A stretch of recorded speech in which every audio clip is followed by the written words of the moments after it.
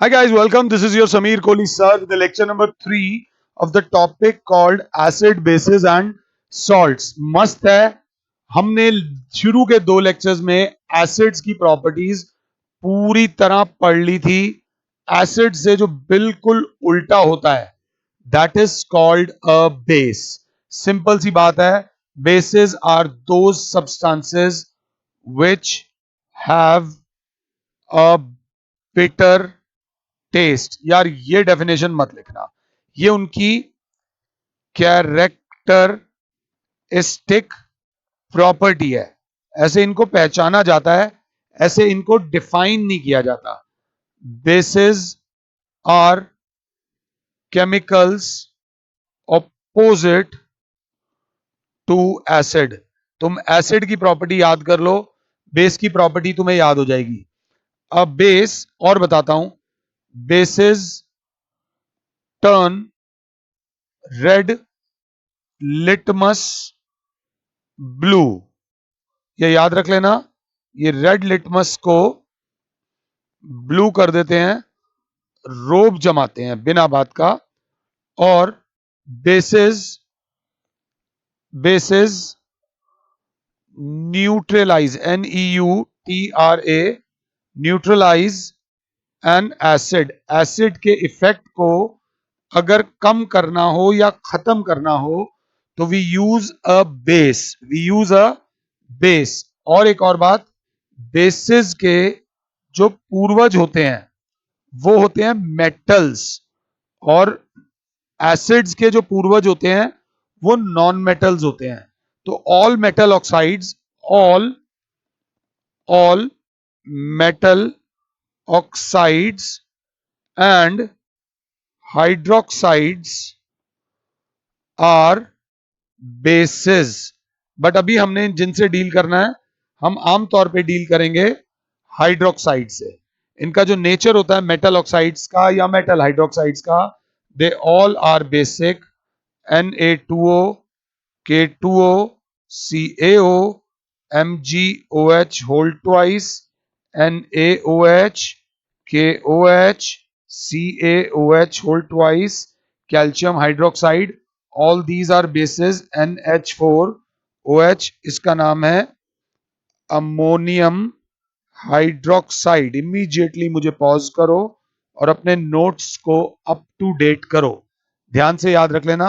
Please note that metal carbonates and metal hydrogen carbonates are also considered to be base because they neutralize acid. अगर तुमने पीछे पढ़ा हो तो जब मेटल कार्बोनेट्स को रिएक्ट करा था एसिड के साथ तो सॉल्ट और वाटर बना था. ये हॉट्स वाला क्वेश्चन है, एग्जाम में तो नहीं आएगा. प्लीज नोट में लिख लेना. Metal carbonates and metal bicarbonates are also considered to be bases as they react with acid to form salt and water. अब अगर बेसिस को भगवान एक आशीर्वाद दे दे कि सारे बेसिस को नहीं कुछ को, वो बेसिस जिनको भगवान आशीर्वाद दे दें are those bases which are, word देख लेना, सॉल्यूबल इन वाटर. उनको क्या बोलते हैं? उनको बोलते हैं एल्कलीज. क्या बोलते हैं? एल्कलीज या एल्केली.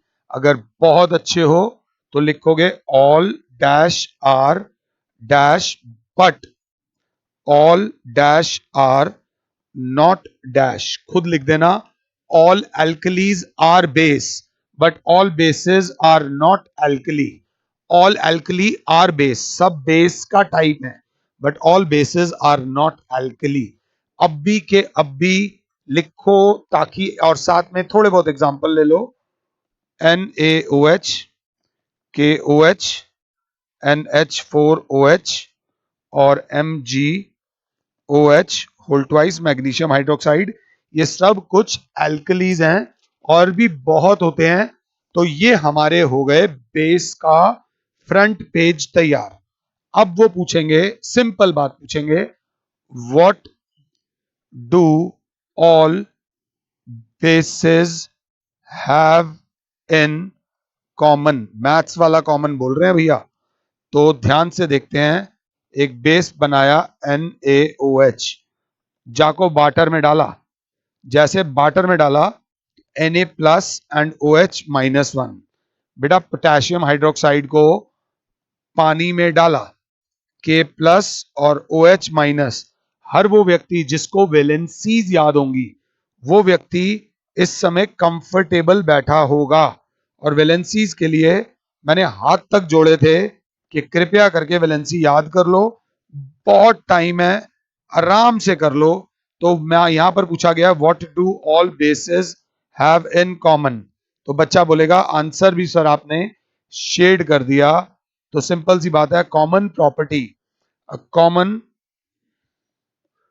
प्रॉपर्टी ऑफ बेसिस, फिलहाल हम बात कर रहे हैं किनकी, अल्कलीज की, is that they produce hydroxide, they produce hydroxide OH-1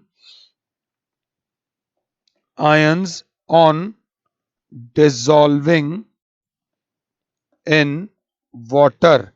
पिछले पेज का एक आधा पॉइंट भूल जाओ तो चलेगा, चलेगा, बट ये पॉइंट याद रख लेना, एसिड वो होते हैं जो H प्लस आयंस बनाते हैं या H3O प्लस बोल देते हैं हाइड्रोनियम। बेसिस वो होते हैं जो OH माइनस आयंस मतलब हाइड्रोक्साइड आयंस बनाते हैं on ionization in water, on dissolving in water. Strong base क्या होगा और वीक बेस क्या होगा? भैया बात सुनो, एक बढ़िया बिजनेसमैन क्या होगा और वीक बिजनेसमैन क्या होगा? तो बिजनेस की बात हो रही है तो बिजनेस मींस प्रॉफिट, बिजनेस का। अब इसमें एथिक्स की बात नहीं हो रही कि शराफत और बेईमानी की बात नहीं हो रही। मैं नहीं कह रहा बेईमानी सही है, प्लीज ट्राई टू अंडरस्टैंड जो मैं कह रहा हूं। मैं डबल मीनिंग बातें नहीं करता हूं, आई टॉक ऑन, सीधा मुंह पे बोलूंगा। अब बेस समझ लेना, स्ट्रॉन्ग बेस वो होगा जो ज्यादा नंबर ऑफ OH आयंस बनाएगा। सीधी सी बात है, बेस का काम है पानी में जाकर OH माइनस आयंस बनाना। तो जो जो ज्यादा आयंस बनाएगा वही स्ट्रॉन्ग बेस होगा, और ज्यादा आयंस वो बनाएगा जो पूरी तरह टूट जाएगा। जो पार्शियली थोड़ा टूटेगा थोड़ा नहीं टूटेगा वो ज्यादा आयंस नहीं बना पाएगा, सिंपल बात है। तो अ बेस विच कंप्लीटली, यहां वर्ड लिखोगे पार्शियली, क्या लिखोगे? Partially, which completely ionises in water thus produces large number of hydroxide ions is called a strong base। Immediately weak base की भी definition लिखो, a base which ionizes partially on dissolving in water is called a weak base। Example NaOH, KOH। जिसका दिमाग चल रहा होगा वो कहेगा ये रिएक्टिविटी सीरीज में ऊपर पाए जाते हैं। वीक बेस का एग्जांपल है ammonium hydroxide MgOH whole twice, CaOH whole twice. तो बच्चा कहेगा सोडियम और पोटेशियम जो टॉप ऑफ द लाइन है उन्हीं के बेस स्ट्रॉन्ग बेस हैं, उसके नीचे वाले जितने हैं वो सारे के सारे वीक बेस हैं। हमने स्ट्रॉन्ग बेस भी पढ़ लिया, हमने वीक बेस भी पढ़ लिया। अब हम पढ़ेंगे प्रॉपर्टीज ऑफ ये। क्लास अगर साथ है तो क्लास बोलेगी प्रॉपर्टीज ऑफ बेसिस। तो प्रॉपर्टीज ऑफ बेसिस में सबसे पहली प्रॉपर्टी, ऐसी कोई प्रॉपर्टी नहीं है जो मैंने आपको नहीं पढ़ा रखी, बेसिस हैव बिटर टेस्ट, कड़वे होते हैं, ये याद रख लेना। Second, bases are SOAPY soapy to touch, साबुन साबुन जैसा फील लगाते हैं। अगला, they bases turn red litmus blue, red litmus को ब्लू कर देते हैं, ये याद रख लेना। चौथा, बेसिस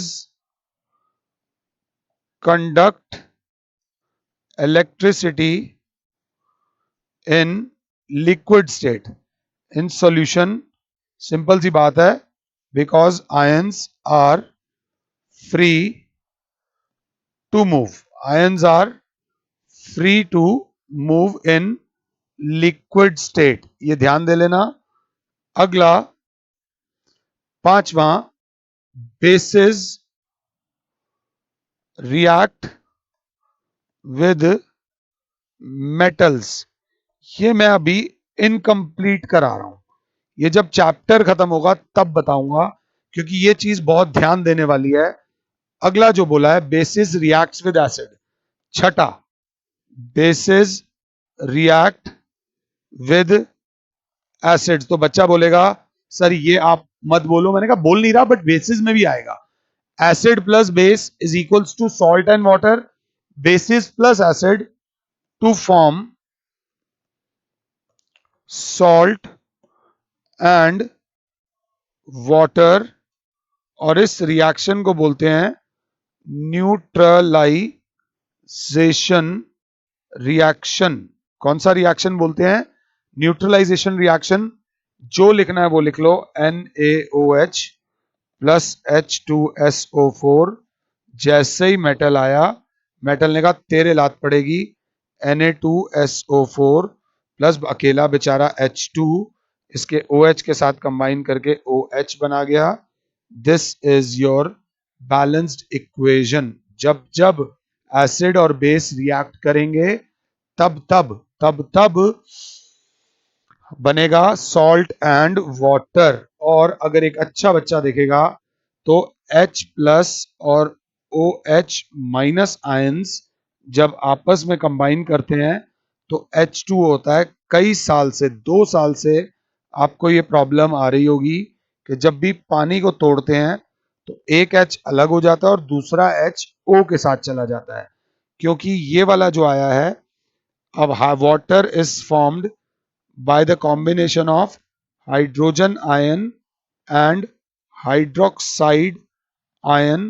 इसकी प्रॉपर्टी अगर ये है तो इसकी प्रॉपर्टी ये है, that is why water is a NEU, neutral compound। Water is neutral because it is formed by the combination of two oppositely charged ions. अब एक और प्रॉपर्टी, छठी के बाद सातवीं प्रॉपर्टी, ध्यान से, non metal oxide plus base gives. थोड़ा सा पता होना चाहिए, पिछले लेक्चर में भी बताया था कि नॉन मेटल ऑक्साइड्स एसिडिक होती हैं, और जब भी एसिड बेस के साथ रिएक्ट करेगा तो बनेगा सॉल्ट प्लस वाटर। इसका बेस्ट एग्जांपल दे देता हूं, CO2 plus CaOH whole twice will form CaO plus H2O। या फिर वो ये इसको, या अगर ये नहीं देना तो एक सेकेंड रुको, ये हो जाएगा CaOH होल ट्वाइस, तो इसमें से पानी निकालना है तो Ca, इसमें से पानी निकालने के लिए H2O निकल गया, CaO ने CO2 को पकड़ लिया, CaCO3 कैल्शियम कार्बोनेट। ये थोड़ा सा ध्यान से देख लेना, नॉन मेटल ऑक्साइड जब भी बेस के साथ रिएक्ट करेगी तो it will form salt and water, it will form salt and water. अब जो बहुत इंपॉर्टेंट पार्ट है, that is called uses of basis, बेटा प्लीज लिख लिख के करना, मैंने अपनी 10th में नहीं लिखे होंगे बट तुम्हारी 10th में लिख रहा हूं। They are used in manufacture of soap. साबुन बनाने के काम आता है। अब इमेजिन कर लो साबुन कितना काम आता है, पेपर बनाने के काम आता है। एंड सिंथेटिक फाइबर, कपड़ा कॉल्ड रेयन। अपनी मम्मी से पूछ लेना, थोड़ा चमकीला सा होता है rayon. Carbon, calcium hydroxide, calcium hydroxide जिसको बोलते हैं स्लेग्ड, अब पढ़ेंगे अभी इस चैप्टर में आगे। Slaked lime is used for making bleaching powder, जिससे पेपर पे, कपड़े पे एक्स्ट्रा सफेदी आती है। जब हम उनको देकर आते हैं ना, ड्राई क्लीनिंग के लिए क्लोथ्स देकर आते हैं, तो क्या ड्राई क्लीन वाले हमसे महंगा साबुन लगाते होंगे? ईमानदारी से बताना, हमसे महंगा साबुन लगाते हैं? नहीं। बेस्ट साबुन से हमारी मम्मी कपड़े धोती होंगी, वो भी उसी साबुन से कपड़े धोते होंगे या उससे सस्ते साबुन से धोते होंगे, क्योंकि उनके पास ज्यादा कपड़े होते हैं। बट वो कपड़ों को, व्हाइट कपड़ों को थोड़ा सा एक्स्ट्रा ब्लीच कर देते हैं। ब्लीच करने से वो सफेदी आ जाती है जो सफेदी हम घर पे नहीं ला पाते। घर पे हम ब्लीच इसलिए नहीं करते क्योंकि ब्लीच करने से कपड़े का टेक्सचर खराब हो जाता है। अगला, magnesium hydroxide is used as an antacid. ये इनो वगैरह जो पीते हो ना आप लोग, वो बनाने के लिए, डाइजिन, इनो, ये सब पे एंटासिड टू क्योर इंडाइजेशन। चौथा, सोडियम, अभी पढ़ेंगे इस चैप्टर में। Sodium carbonate is used as washing soda, washing powder, Nirma. तो वॉशिंग पाउडर के अंदर जो सोडा डलता है that is washing soda. And softening hard water, खारा पानी पिया है? जो समुद्र का पानी होता है वो खारा पानी होता है, वो नहीं पी सकते, पीते ही उल्टी आ जाएगी, क्योंकि उसमें सॉल्ट की क्वांटिटी बहुत ज्यादा होती है, बहुत ज्यादा होती है। और इट इज फाइनली, एक और बात, sodium hydrogen carbonate is used for making baking powder। Baking powder मतलब cake, pastry, bread, chole bhature, हर वो चीज जो फूली फूली फ्लफी फ्लफी होती है वो बेकिंग पाउडर की वजह से होती है, ये याद रख लेना। एंड सोडा एसिड फायर एक्सटिंग्यूशर्स, जो सिलेंडर्स होते हैं ना वो आग बुझाने वाले, उसमें। ये प्लीज ढंग से पॉइंट्स लिख लेना, और मैं तो कहूंगा 2 बार लिख लेना। अब एक बात बताओ, हमें कैसे पता चलेगा कि आप अमीर हो या गरीब हो? समझना मेरी बात को। सपोज अगर आपके फैमिली का बैंक बैलेंस 0 रुपीज है, तो definitely condition is very very bad. एक बात समझना, फाइनेंशियली सपोज आपके फैमिली का बैलेंस है, अकाउंट में पैसा पड़ा हुआ है 1 लाख रुपया, तो हम कहेंगे ठीक है, फाइनेंशियली सही है। सपोज फैमिली ने देना है 40,000 रुपया लोगों का, दिस इज टेरेबल, यहां कंडीशन खराब हो रही है, हम कर्ज में जा रहे हैं। सपोज आपकी फैमिली का बैलेंस है, बैंक बैलेंस है ये, देखो ध्यान से, आपकी फैमिली में इतना 10 लाख रुपया पड़ा है अकाउंट में, तो हम कहेंगे दैट इज वेरी गुड। और यहीं पर अगर मैं बोल दूं 10 करोड़ रुपया आपके अकाउंट में पड़ा है, तो बल्ले बल्ले हो गई। तो पैसा एक ऐसा स्केल है जिससे यह पता चलता है कि हमारी फाइनेंशियल कंडीशन कैसी है। और कहीं ना कहीं फाइनेंशियल कंडीशन से आजकल का समाज जो है, मैं फेवर में नहीं हूं, बट समाज जो है हमें हमारी फाइनेंशियल कंडीशन से देखता है। नो मैटर व्हाट, हमारे अंदर कितनी भी क्वालिटीज हो, आप लोग भी किसी भी चैनल को देखते हो तो देखते हो कि उसके नीचे सब्सक्राइबर्स कितने हैं। मुझे भी कई लोग बोलते हैं कि आप वीडियो के एंड में बोल दिया करो सब्सक्राइब करो, ये करो, वो करो। आमतौर पे मैं नहीं बोलता, कभी किसी की बात याद रह जाती है तो बोल देता हूं। वैसे ही कैसे पता चलेगा कि कौन सा सॉल्यूशन एसिडिक है और बेसिक है, और कौन कितना ज्यादा एसिडिक है और कौन कितना ज्यादा बेसिक है। इसके लिए we use a scale called pH scale. इस पीएच स्केल को बोलते हैं यूनिवर्सल इंडिकेटर। ये बात याद रख लेना। कुछ लोग ने बाइक चलाई, स्कूटी चलाई, मैंने 70 की स्पीड पे चलाई, तो एक बेवकूफ दूसरा बोलेगा मैंने 80 की स्पीड पे चलाई, उससे बड़ा बेवकूफ बोलेगा मैंने 200 की स्पीड पे चलाई। मैं बेवकूफ इसलिए बोल रहा हूं क्योंकि they are not giving value to their life. चलानी है तो रैली रेस करो ना, प्रोफेशनल रेस करो, सड़कों पे अपनी जान क्यों दे रहे हो। तो वैसे ही एक स्केल होता है that is called pH scale.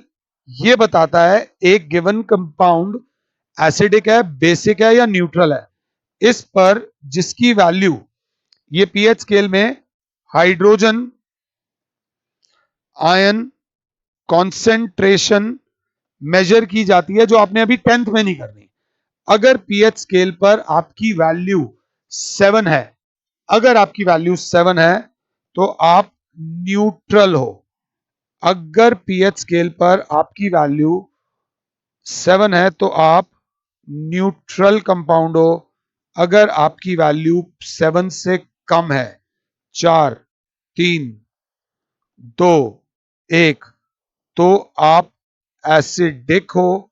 और अगर आपकी वैल्यू 7 से ज्यादा है तो आप बेसिक हो। तो बच्चा बोलेगा जितनी पीएच कम होती जाएगी उतने आप मोर एसिडिक होते जाओगे, और जितनी पीएच बढ़ती जाएगी उतने आप मोर बेसिक होते जाओगे। एक कंपाउंड की पीएच वैल्यू दे रखी है 8। एक कंपाउंड की पीएच वैल्यू अगर 8 दे रखी है तो ऑटोमेटिकली हमें समझ आ जाएगा, क्योंकि उसकी पीएच वैल्यू 8 है तो वो एक बेस है। अगर किसी की पीएच वैल्यू 7 से कम है तो वो एसिडिक है, और वो व्यक्ति जिसकी पीएच वैल्यू 7 है वो न्यूट्रल है। ये याद रख लेना। इससे हमें कंपाउंड्स की एसिडिटी और बेसिसिटी का पता चल जाता है, जो कि एक बहुत बहुत इंपॉर्टेंट चीज है। इंपॉर्टेंट चीज नहीं है, बहुत इंपॉर्टेंट चीज है। अगर ध्यान से देखो तो वो पूछेंगे what is the importance of pH.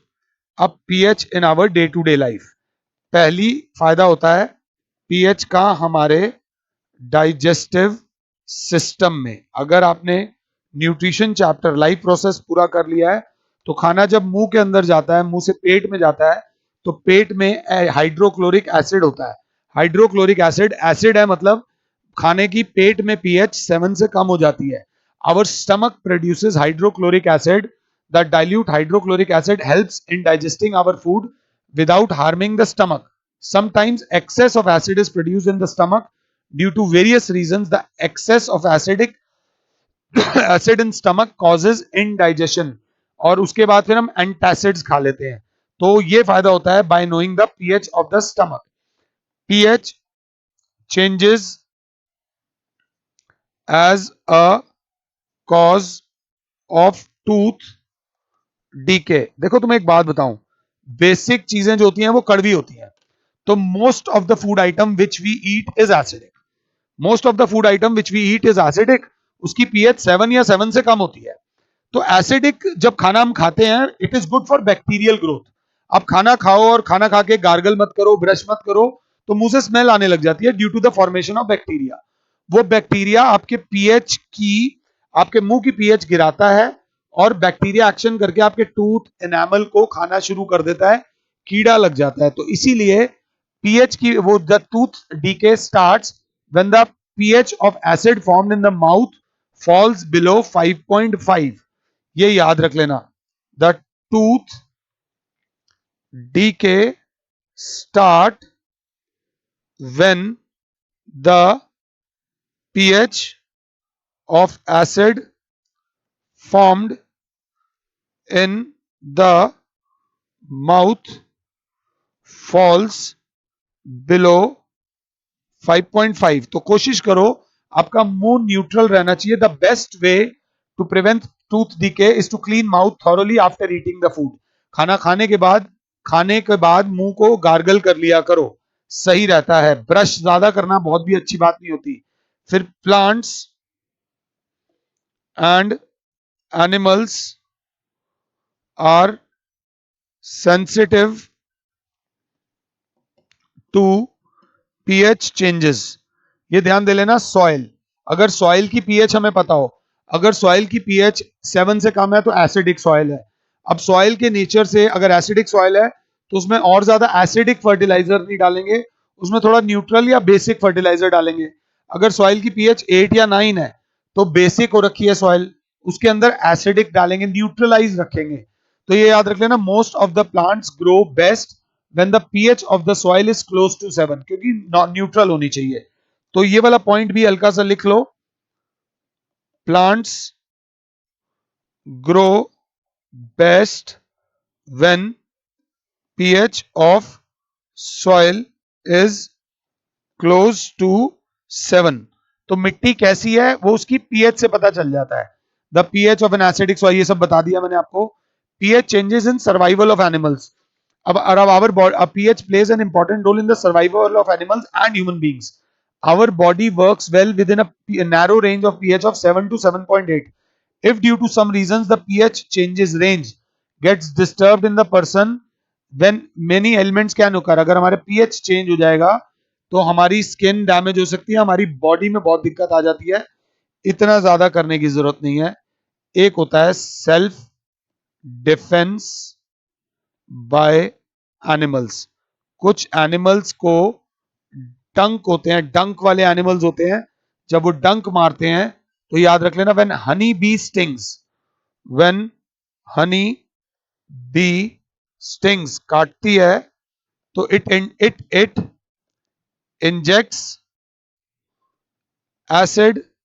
Acidic solution into the skin, जो बड़ी तेज लगता है। तो अगर अब आपके हाथ पे मधुमक्खी ने काट लिया है तो आपको अपने हाथ पे बेस लगाना चाहिए ताकि न्यूट्रल हो जाए। एंट स्टिंग, मचीटी, ant sting injects methanoic acid into the skin. चींटी जब काटती है तो मिथेनोइक एसिड डालती है। So when a person happens to touch leaves of a nettle plants, the stinging hair of nettle injects methanoic acid. और अगर इससे बचना है तो हल्का सा बेस लगा लो। By this we come to the end of base. अब हमने एसिड पढ़ लिए, अब हमने बेस पढ़ लिए। सॉल्ट तो मुझे तुम पढ़ा दोगे, तुम कहोगे आपने एक बार एसिड की तरफ से सॉल्ट पढ़ा दिया, एक बार बेस की तरफ से सॉल्ट पढ़ा दिया। तो नेक्स्ट लेक्चर में we will discuss about salts and their properties. फिलहाल के लिए और Sameer sir is saying you goodbye. God bless all. जय माता दी।